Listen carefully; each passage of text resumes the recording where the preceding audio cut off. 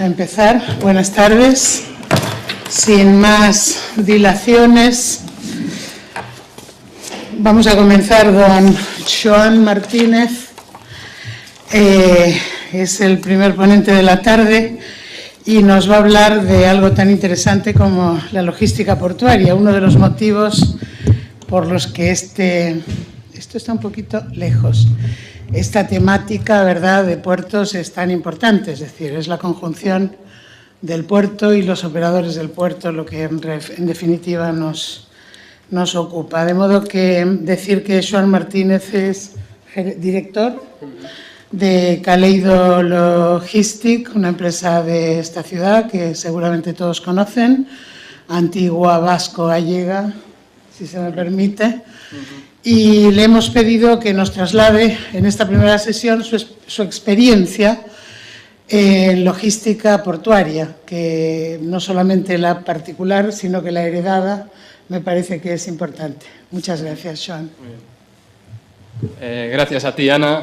Buenas tardes a todos. Para mí es un placer y un honor el tomar la invitación transmitida por Ana y su equipo para participar hoy.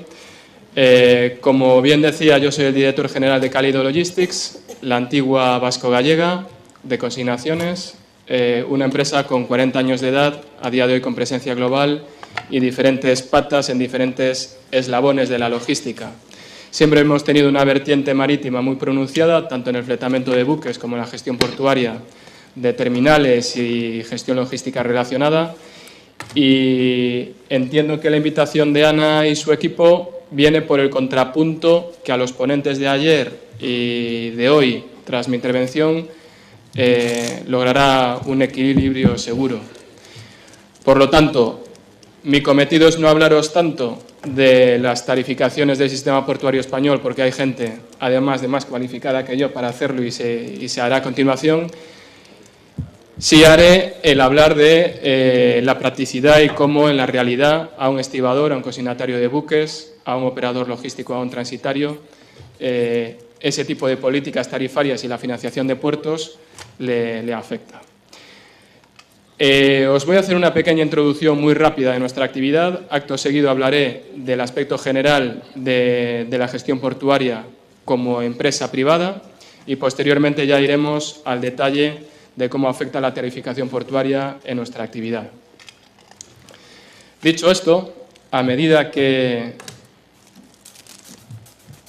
vais viendo este vídeo, os comento. Efectivamente, somos la antigua vasco-gallega de consignaciones. Se fundó en el año 1976 como consignatario de buques en el puerto de Vigo. En todo este tiempo, en estos 40 años, se ha transformado en una estructura holding compuesta por 19 sociedades, cuya presencia está con oficinas propias, personal e inversión en China, en la India, Sudáfrica, Angola, Brasil, Portugal y España. No solo estamos ahí, sino que ejecutamos proyectos llave en mano de puerto a puerto en países como Ghana, Omán, Perú, Chile, Canadá, Estados Unidos, Etiopía o Djibouti. ¿Qué tipo de logística hacemos? No la logística pequeña del menudeo, de la paquetería, de la distribución, hacemos la contraria fundamentalmente, la logística grande. Grandes piezas por peso, grandes piezas por volumen y todo lo que ello conlleva. ¿Qué quiere decir esto? Fletamento de buques, contenedores, aéreo, despachos, aseguramiento de la mercancía, trincaje, vaciado, llenado, compraventa de contenedores, etc. También estamos muy metidos en la industria de automoción, como podéis ver en el vídeo, con almacenes avanzados propios que suministran directamente a cabeza de línea de gente como PSA o de los first tier o second tier que la industria de automoción puede tener. Actualmente tenemos una visión no solo viguesa, gallega ni española, sino a nivel mundial bastante importante, que nos permite, entre otras cosas, como hace Ana desde el punto de vista académico, nosotros desde la realidad, comparar qué diferentes sistemas portuarios hay, con qué tipo de tarificación, con qué tipo de estrategia y política se desarrollan.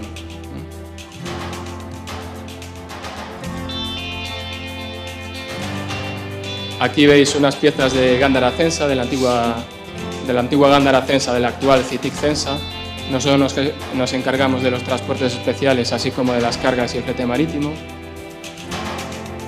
Son proyectos que estamos ejecutando no solo para ellos, sino para gente como Metso, FL Smith o Foster Wheeler, de todo el mundo a todo el mundo. Y este tipo de transporte tira de una división muy importante para nosotros, que es la de I+D. Tenemos desde hace 5 años a este equipo que veis aquí haciendo este tipo de cálculos que tienen que ver con bastidores, remontabilidad, aseguramiento de la mercancía, sistemas de geolocalización, desarrollo de implementos portuarios que ayudan a la eficiencia en la carga-descarga a buque.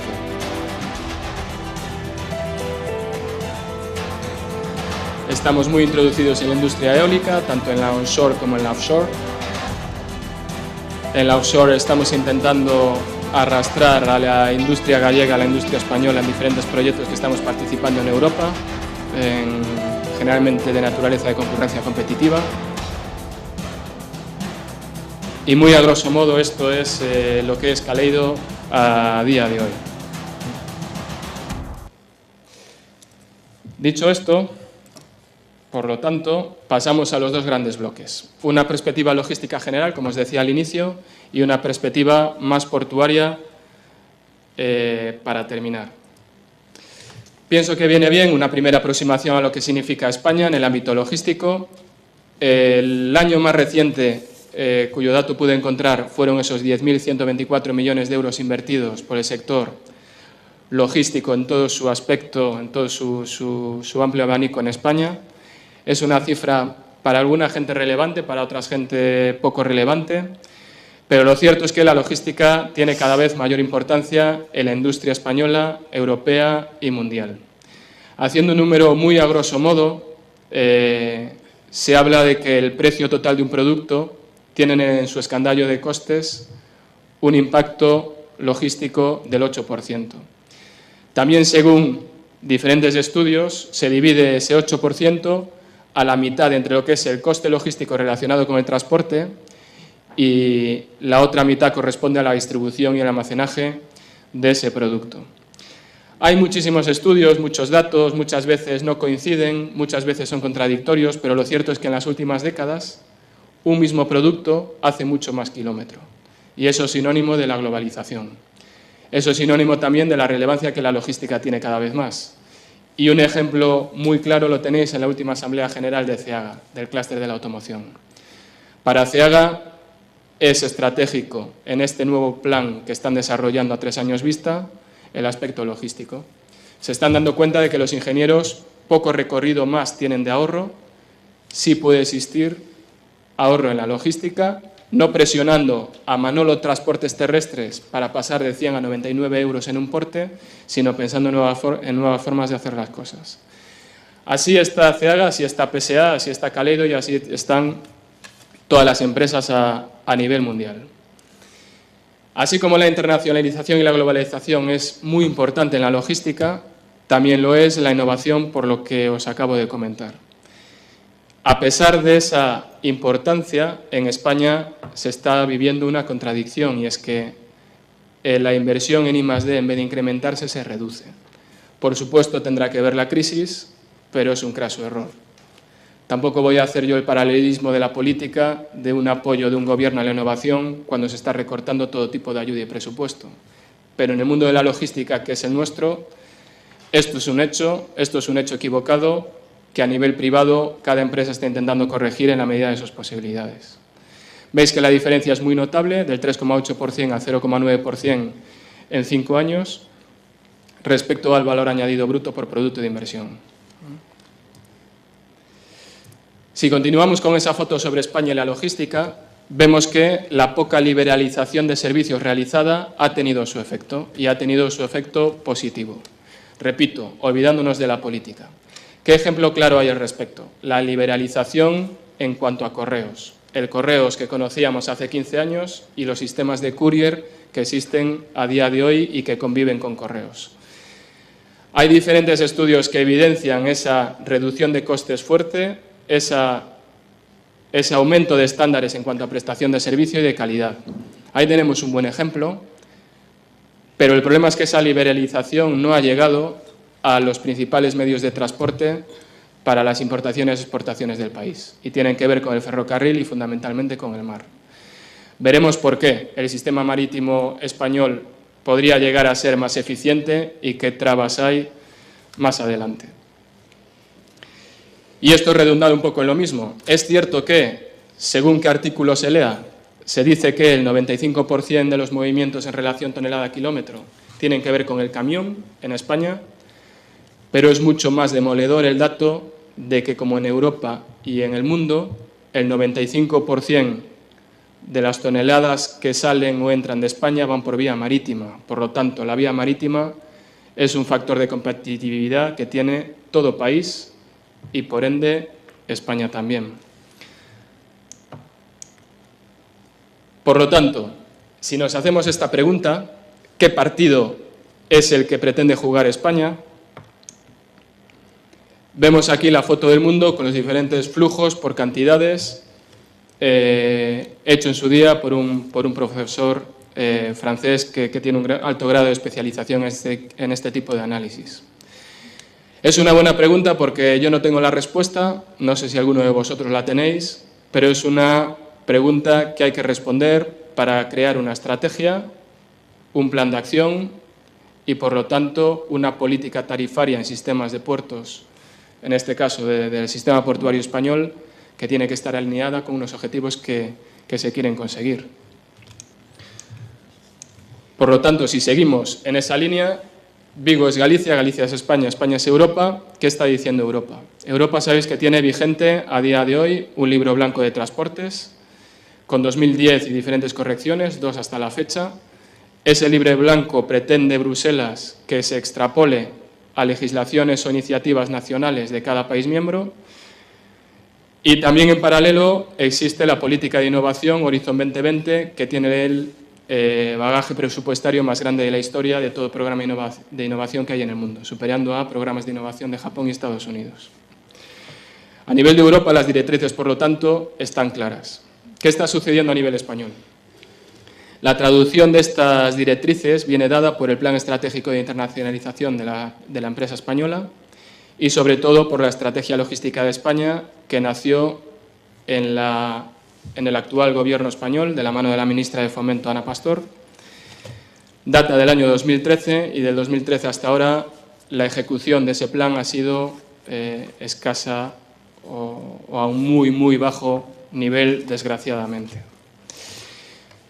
Si de España pasamos a Galicia, vemos que Galicia no mantiene una política estratégica logística, por lo tanto no mantiene una estrategia logística alineada con la de España, aun a pesar de que la de España no se esté ejecutando. Sí está haciendo esfuerzos por el aprovechamiento de líneas de financiación europea que tienen que ver con la innovación.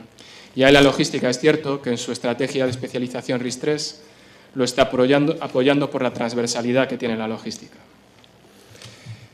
Si vamos completando esta foto a nivel general antes de llegar al sistema portuario y vemos qué perspectiva logística ofrece Europa, aquí tenemos un mapa muy representativo. En este caso es el TEN-T y tiene mucho que ver con puertos, pero especialmente con el sistema ferroviario.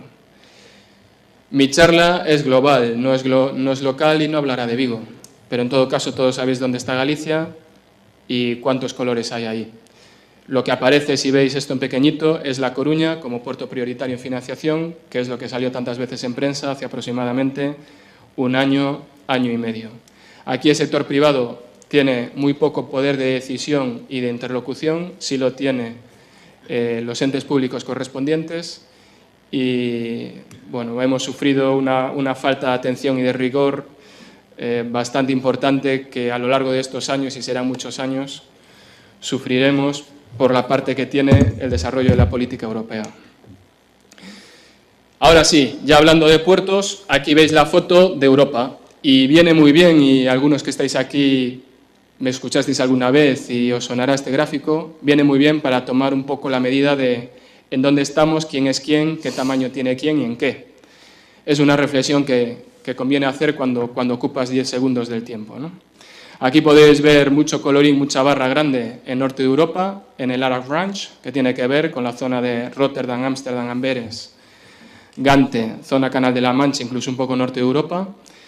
La fachada mediterránea europea, a pesar de la relevancia que puede llegar a tener en medios, veis la repercusión que tiene. No aparece Pireo, Grecia, no aparece Livorno, La Spezia, Gioia Tauro, Aparici sí, Barcelona, Valencia, Algeciras, Sines, aunque sea fachada atlántica, pero podéis ver bastante bien la representación que hay, eje norte, eje sur europeo.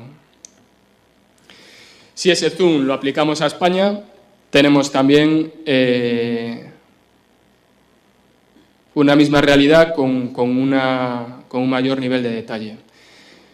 A esto hay que darle la importancia justa y sé que a nuestro presidente, al presidente de la Autoridad Portuaria de Vigo, le gusta poner el siguiente matiz y yo en cierta medida lo comparto. Esto que veis aquí son toneladas, es el principal orden de magnitud para analizar los puertos. Las toneladas muchas veces tienen truco.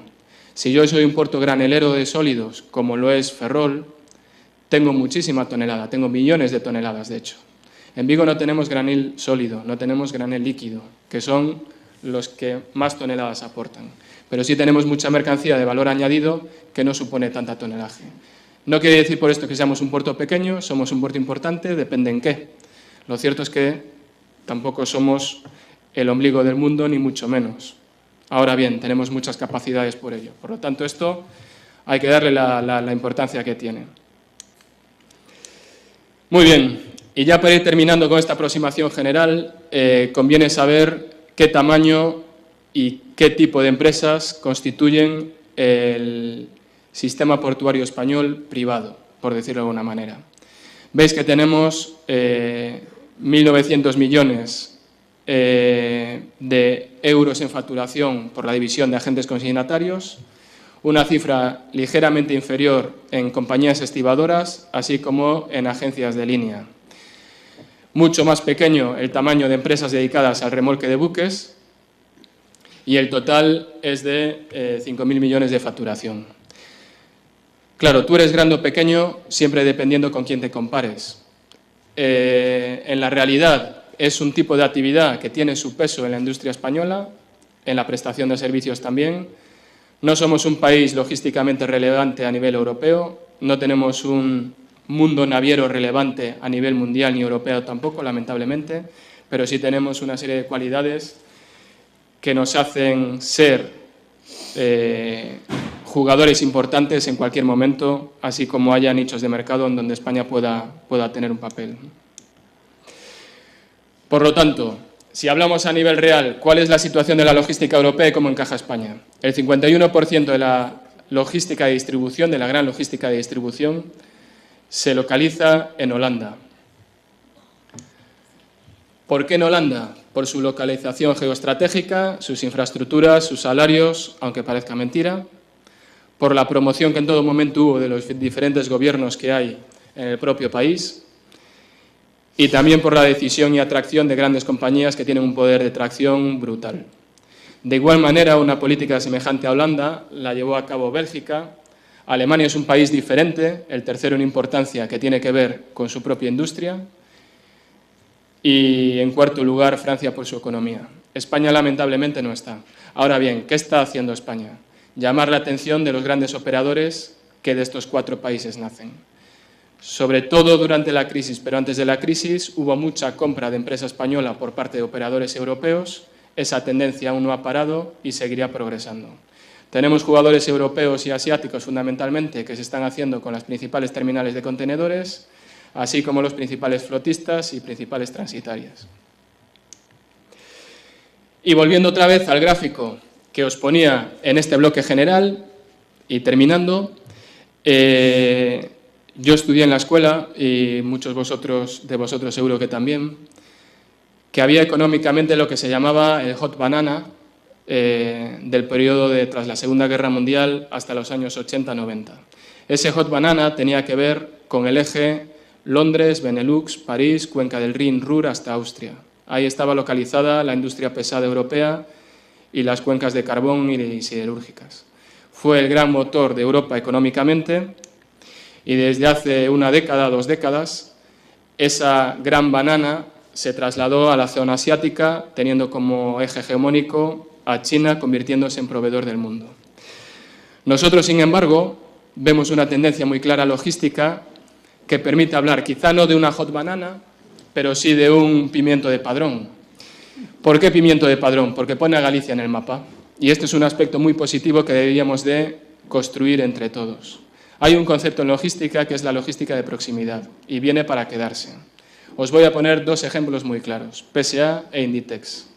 La logística de proximidad consiste en no solo estar cerca del destino final respecto a tu lugar de producción, sino también a nivel de suministro. ¿Por qué? Porque no es solo el coste de compra de la materia prima, el coste de venta del producto final o el coste del transporte, lo que computa como coste. El tiempo es también un coste. Si yo tardo 3 días en comprar y en tener en mi fábrica para redistribuir en otros 3 un input y colocar el output, vence en coste, entre otros muchos factores, a los 30 días o 35 que yo tardo de traer algo desde China y recolocarlo con más 3 días en Francia o en Alemania. De eso son muy conscientes en PSA, son muy conscientes en Inditex, así como en otras muchas grandes compañías. Por lo tanto, esta tendencia viene para quedarse. Túnez, Marruecos, Portugal y Galicia están en una posición óptima para aprovecharse de esta nueva filosofía logística. Muy bien, y empiezo para intentar en estos 15 minutos ajustar los tiempos con el aspecto portuario tras esta aproximación general. Muy bien, también recuperando apuntes viejos. Una forma de categorizar a los puertos a nivel mundial, históricamente, era la siguiente. Hablar de la primera, segunda, tercera generación portuaria.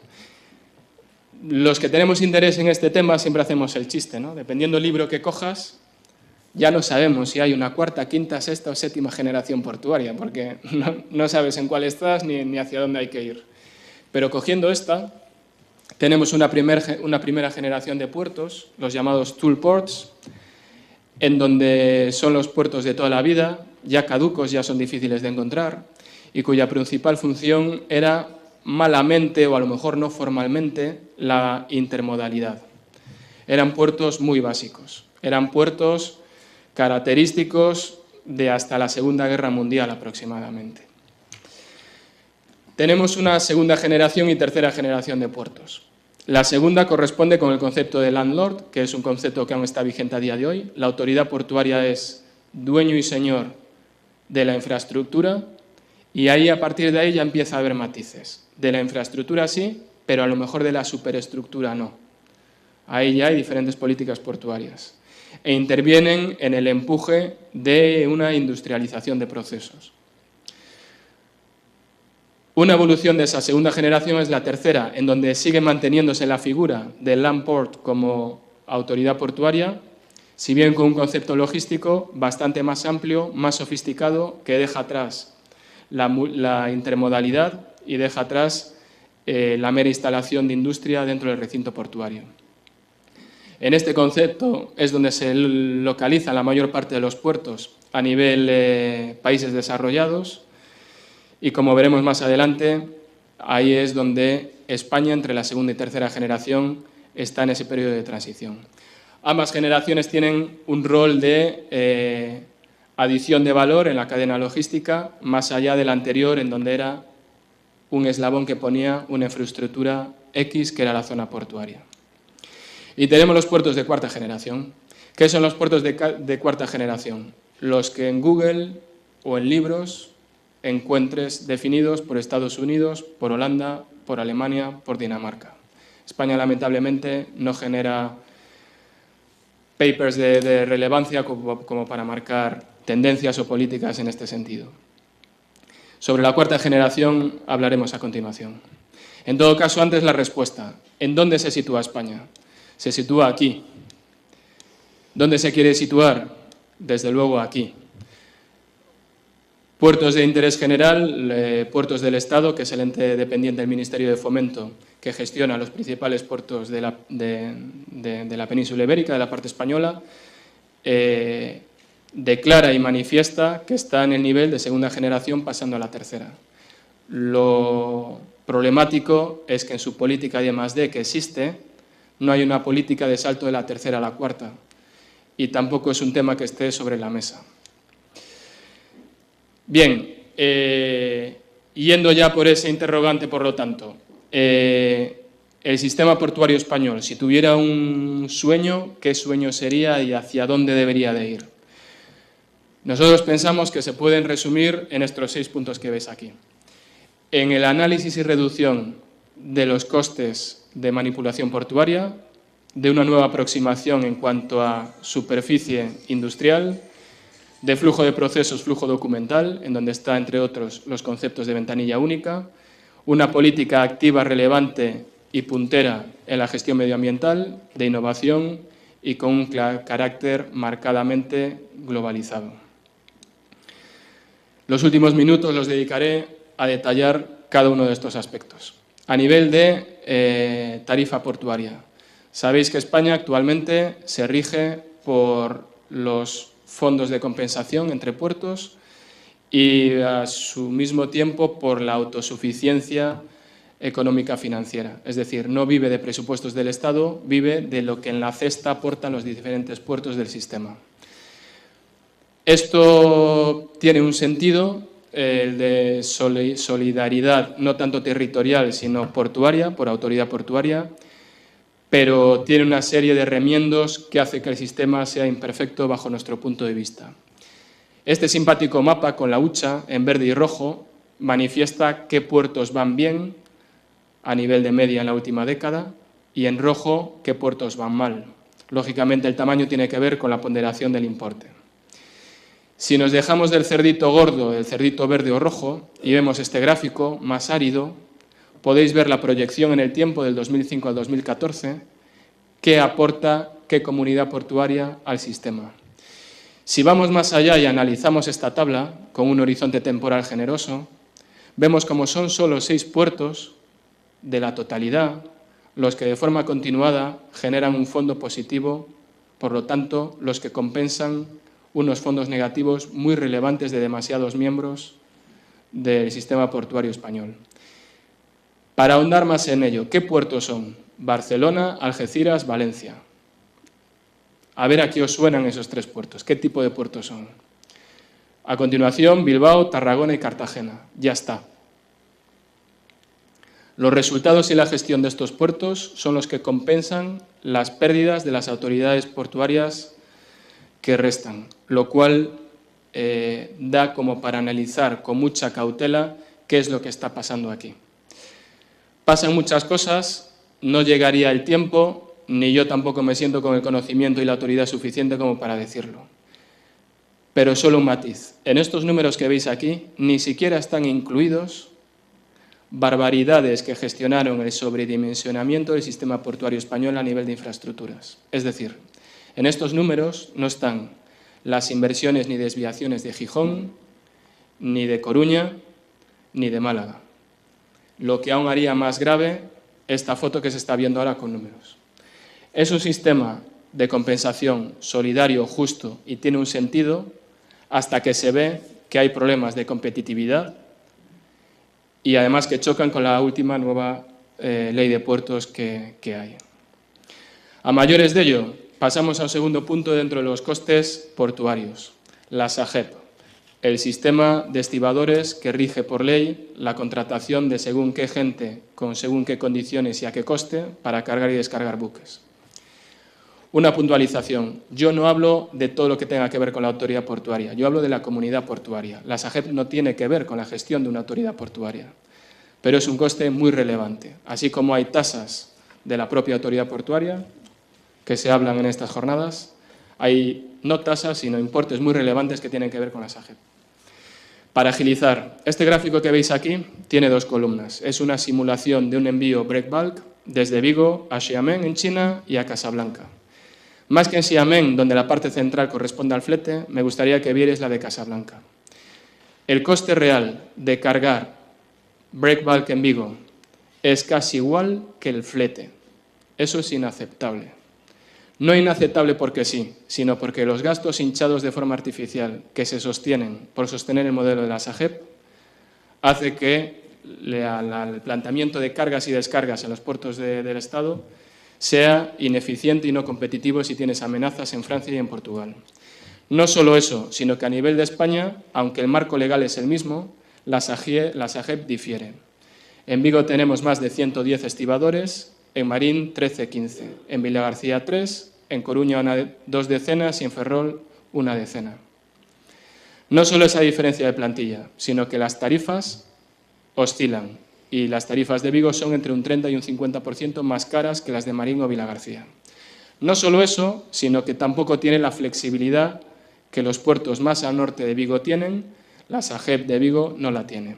Todo esto hace que, incluso dentro del sistema portuario español, cada SAGEP haga que la comunidad portuaria tenga un nivel de competitividad diferente al otro. Por lo tanto, estamos ante un problema muy grave que debería de gestionarse de una manera diferente, más aún cuando Bruselas tiene el expediente abierto, como sabéis, y espera una rectificación de la Ley de Puertos por parte del Estado, sobre todo por lo que tiene que ver con la SAGEP y el libre establecimiento de compañías. Aquí tenéis una tabla y aquí está Vigo. Vigo es la segunda SAGEP más cara de España, en el índice euro por tonelada. Sé que se pueden hacer muchos juegos con este tipo de número, da igual. Haciendo el juego que se haga con ello, Vigo sigue siendo de los puertos más caros. En cuanto a lo de la SAGEP se refiere, repito, no es un tema del ámbito de una autoridad portuaria, de la gestión de una autoridad portuaria, es un tema de comunidad portuaria o de un puerto en su amplio sentido del término. Muy bien. Tercer punto de gestión portuaria a nivel de manipulación de mercancías. Aquí tenéis otra foto para cerrar ya este punto. Esta foto de aquí es muy sencilla y refleja los puertos que tienen terminales de contenedores en el sistema portuario español. Si sobrepusiéramos un mapa del hinterland y la capacidad industrial de generación de import-export que cada zona tiene, veríamos cómo es desproporcionado que Galicia tenga 5 terminales portuarias para su capacidad industrial, ya que Galicia, los contenedores que mueven no son bajo concepto hub de redistribución, sino que son para alimentación de la industria que tiene a su alcance. Fijaros la cornisa cantábrica con Gijón y Bilbao y fijaros en el Levante y Andalucía y lo que tienen por industria asociada, sacando Algeciras como puerto hub que es y como el Matí de Valencia también por la situación de MSC. ¿Qué quiero decir con esto? La ley de puertos aboga por la competitividad entre autoridades portuarias, pero al mismo tiempo no entra dentro de un rigor para evitar el sobredimensionamiento y que quien crezca, crezca de forma atrofiada.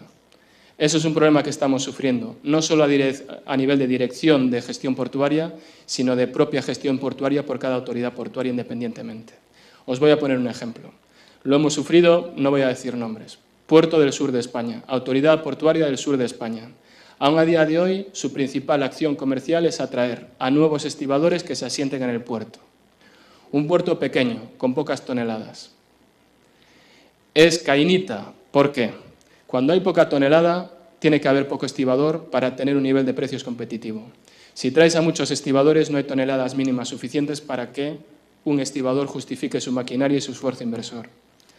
Esto está haciendo que diferentes empresas estibadoras vayan quebrando y el puerto siga siendo no competitivo. Muy bien, en cuanto a nueva aproximación a la gestión de la superficie. Aquí otro matiz, hablo de la intraportuaria y extraportuaria, pero en donde el puerto puede llegar a influir. Por supuesto está el nivel de conexiones, la competitividad del metro cuadrado euro y la agilidad, lo que es lo mismo la rotación, lo que es lo mismo la automatización y una gestión inteligente de los recursos. El mejor ejemplo que tenemos cercano, Leixoes. Tiene unos niveles de rotación, vean cómo se vean, extraordinariamente buenos con respecto a cualquier otro puerto, léase Puerto Gallego. De igual manera tenemos aquí un cronograma sobre las perspectivas tecnológicas de automatización de terminales. Son terminales de contenedores fundamentalmente y ahí es donde España tiene que estar. Está intentando estar a través de Algeciras, Barcelona, Valencia, fundamentalmente Algeciras. Está teniendo muchas restricciones por la SAGEP, que entiende que una automatización de procesos es un menor número de jornales, por lo tanto están poniendo bastantes restricciones a la modernización.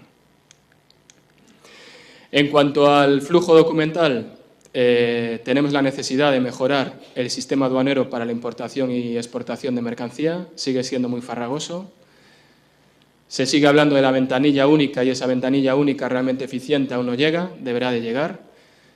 No es un escenario duro y excepcional en Vigo, ni en Galicia ni en España, es una problemática europea y hacia una homogeneización y una one-stop solution debería de llegarse.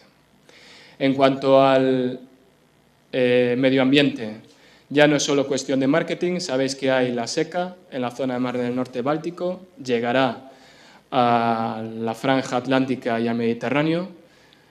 Hay muchos intereses creados para que eso sea una realidad, será una realidad en breve y habrá que estar preparados. En este sentido, la Autoridad Portuaria de Vigo está teniendo un papel muy activo, muy relevante, muy dinámico, pero lo cierto es que nunca va a tener éxito si no es toda la comunidad portuaria, incluyendo a los armadores, sobre todo de escala regular, los que se impliquen en una política única, clara y coordinada con las que hay en Europa. Ya llegando al final, en cuanto a I+D, tenemos, como decía, y ahí tenéis la portada de la organización del I+D del Sistema Portuario Español, elaborado por Puertos del Estado. No sé si lo adivinasteis, yo soy siempre un tanto crítico, pero si lo leéis y os tomáis la molestia de leerlo, veis que es más una modernización que un plan de innovación, que es lo que significa I+D+I. Por lo tanto, necesitaríamos una mayor ambición y herramientas hay para ello, tanto financieras como estratégicas a nivel directrices de la Unión Europea y conceptos potentes que están funcionando muy bien, como los PPI, que son las compras innovadoras, compras públicas innovadoras. Deberíamos de empujar más fuertemente por ahí, si no es desde puertos del Estado, al menos desde autoridades portuarias en particular, algunas de ellas ya haciendo un papel bastante relevante. Y estamos llegando ya al último punto, al Global Outreach, a la internacionalización. Y vosotros podéis decir, hombre, Swan, estás hablando del sistema portuario español, ¿qué tiene que ver esto de la globalización? Tiene que ver mucho. Primero, en la necesidad de seguir adecuadamente las políticas portuarias. Y si no lo veis claro, os lo pongo más claro aún. Es inadmisible que nuestro sistema político, no el sistema, sino los partidos políticos, no defendieran la cornisa cantábrica mejor, Galicia en particular, y Vigo ya por la vinculación que tenemos con este puerto.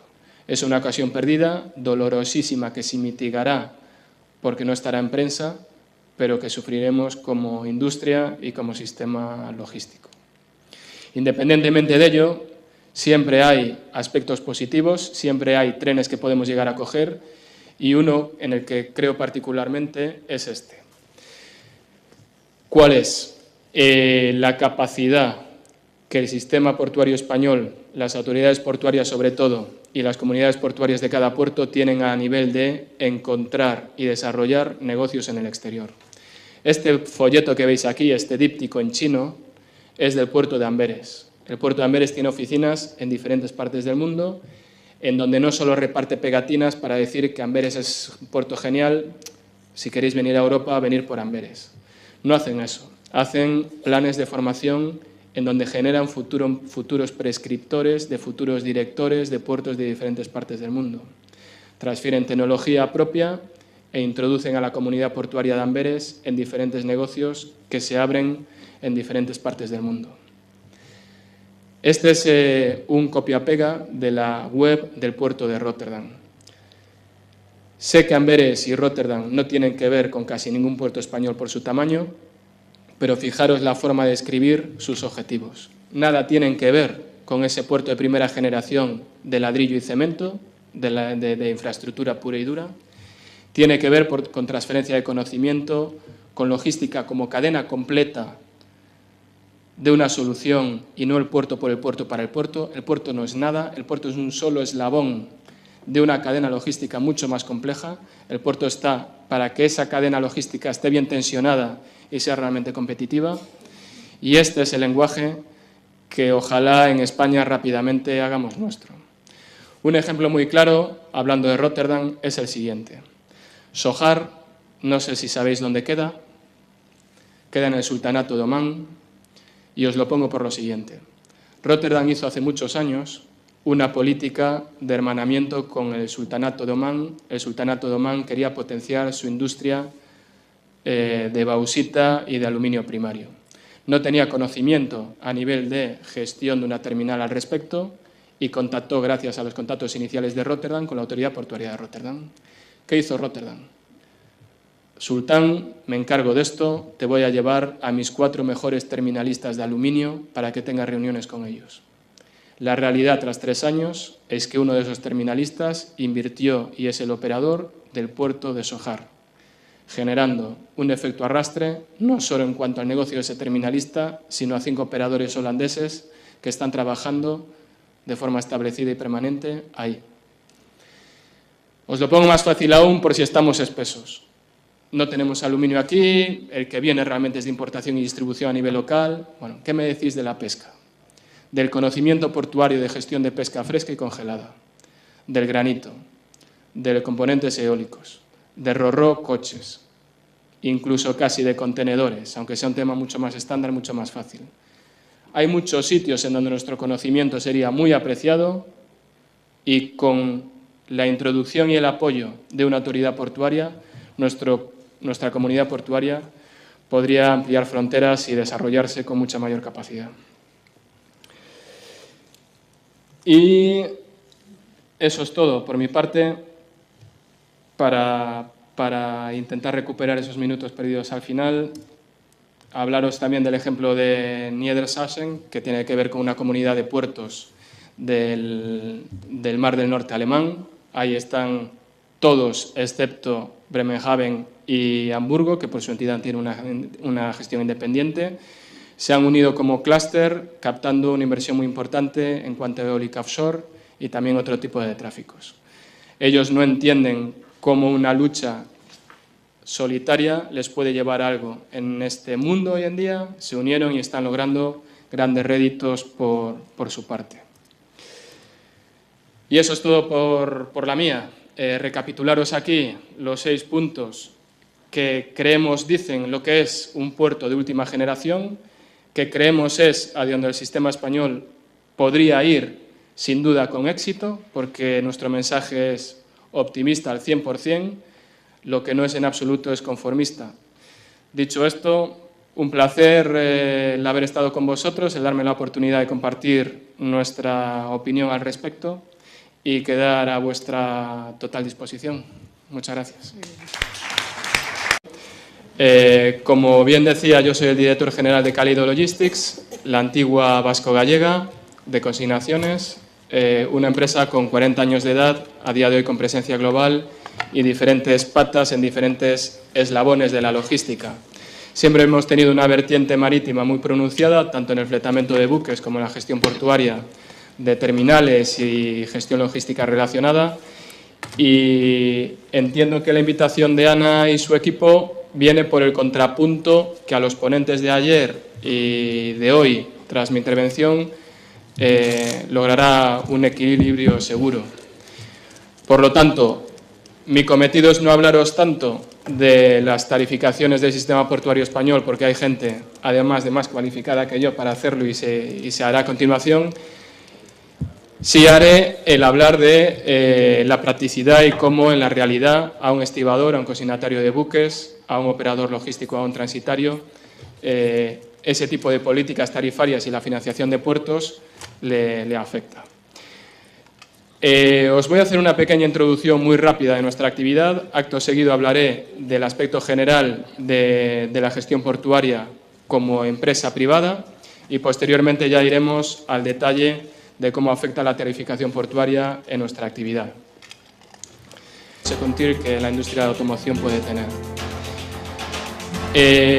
Actualmente tenemos una visión no solo viguesa, gallega ni española, sino a nivel mundial bastante importante, que nos permite, entre otras cosas, como hace Ana desde el punto de vista académico, nosotros desde la realidad, comparar qué diferentes sistemas portuarios hay, con qué tipo de tarificación, con qué tipo de estrategia y política se desarrollan.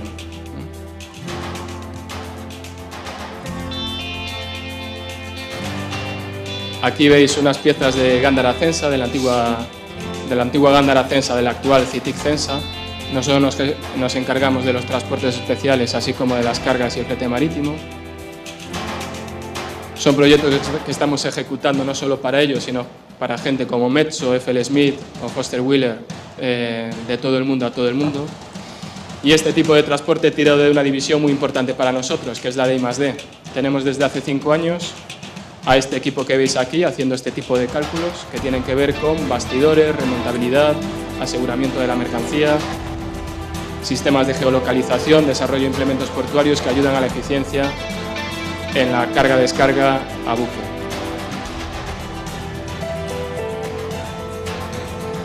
Estamos muy introducidos en la industria eólica, tanto en la onshore como en la offshore. En la offshore estamos intentando arrastrar a la industria gallega, a la industria española en diferentes proyectos que estamos participando en Europa, generalmente de naturaleza de concurrencia competitiva. Y muy a grosso modo esto es lo que es Kaleido a día de hoy. Dicho esto, por lo tanto, pasamos a los dos grandes bloques. Una perspectiva logística general, como os decía al inicio, y una perspectiva más portuaria para terminar. Pienso que viene bien una primera aproximación a lo que significa España en el ámbito logístico. El año más reciente, cuyo dato pude encontrar, fueron esos 10.124 millones de euros invertidos por el sector logístico en todo su aspecto, en todo su amplio abanico en España. Es una cifra para alguna gente relevante, para otra gente poco relevante, pero lo cierto es que la logística tiene cada vez mayor importancia en la industria española, europea y mundial. Haciendo un número muy a grosso modo, se habla de que el precio total de un producto tiene en su escandallo de costes un impacto logístico del 8%. También, según diferentes estudios, se divide ese 8% a la mitad entre lo que... Dicho esto, a medida que vais viendo este vídeo, os comento. Efectivamente, somos la antigua Vasco Gallega de Consignaciones. Se fundó en el año 1976 como consignatario de buques en el puerto de Vigo. En todo este tiempo, en estos 40 años, se ha transformado en una estructura holding compuesta por 19 sociedades, cuya presencia está con oficinas propias, personal e inversión en China, en la India, Sudáfrica, Angola, Brasil, Portugal y España. No solo estamos ahí, sino que ejecutamos proyectos llave en mano de puerto a puerto en países como Ghana, Omán, Perú, Chile, Canadá, Estados Unidos, Etiopía o Djibouti. ¿Qué tipo de logística hacemos? No la logística pequeña del menudeo, de la paquetería, de la distribución, hacemos la contraria fundamentalmente, la logística grande. Grandes piezas por peso, grandes piezas por volumen y todo lo que ello conlleva. ¿Qué quiere decir esto? Fletamento de buques, contenedores, aéreo, despachos, aseguramiento de la mercancía, trincaje, vaciado, llenado, compraventa de contenedores, etc. También estamos muy metidos en la industria de automoción, como podéis ver en el vídeo, con almacenes avanzados propios que suministran directamente a cabeza de línea de gente como PSA o de los first tier.